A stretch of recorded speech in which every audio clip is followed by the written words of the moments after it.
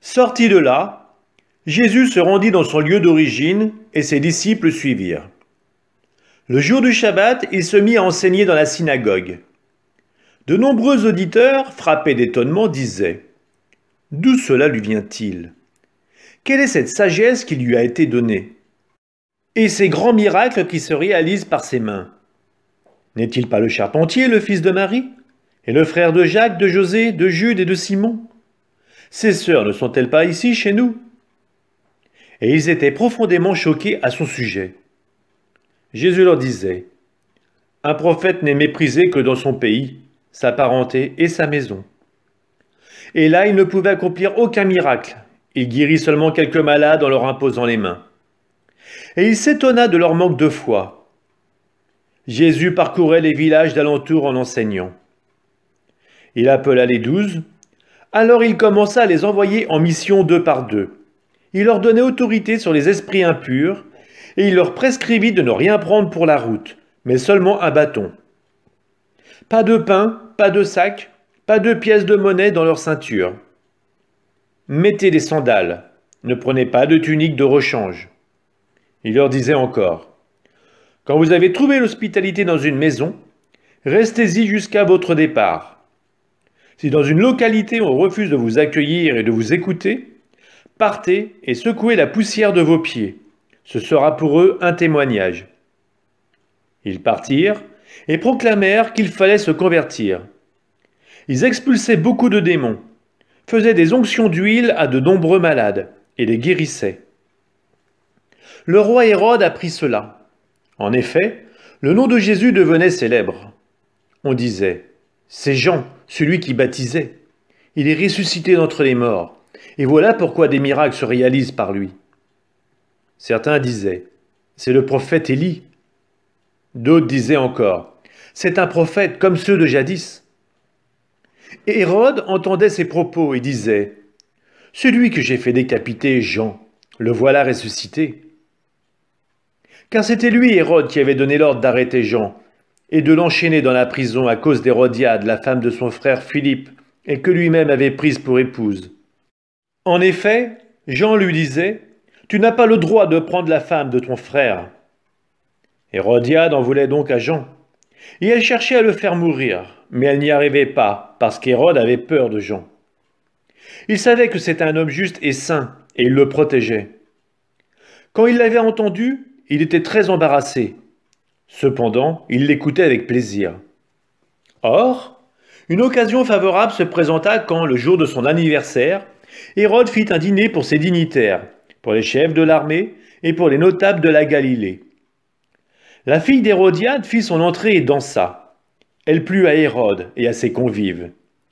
Le roi dit à la jeune fille, « Demande-moi ce que tu veux, et je te le donnerai. » Et il lui fit ce serment, « Tout ce que tu me demanderas, je te le donnerai, même si c'est la moitié de mon royaume. » Elle sortit alors pour dire à sa mère, « Qu'est-ce que je vais demander ?»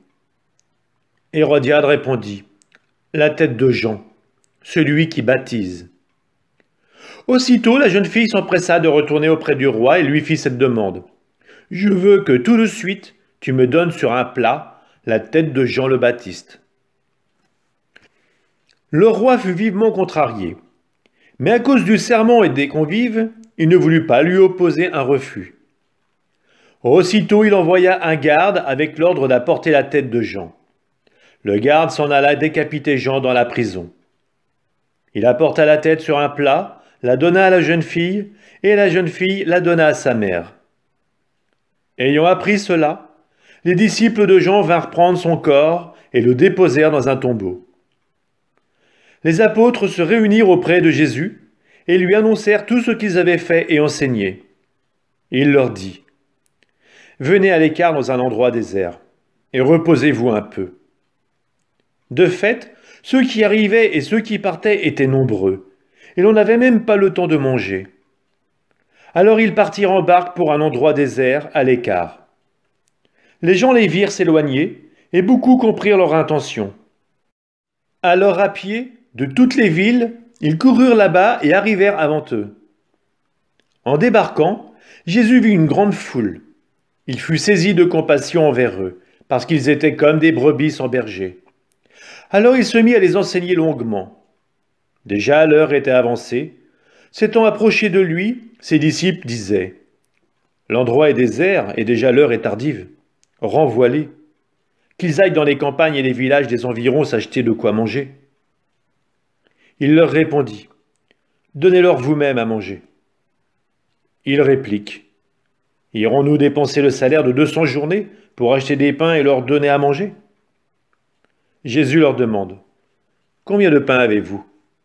Allez voir. » S'étant informés, ils lui disent « 5 et 2 poissons. » Il leur ordonna de les faire tous asseoir par groupes sur l'herbe verte.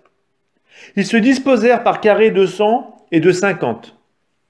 Jésus prit les 5 pains et les 2 poissons, et levant les yeux au ciel, il prononça la bénédiction, et rompit les pains.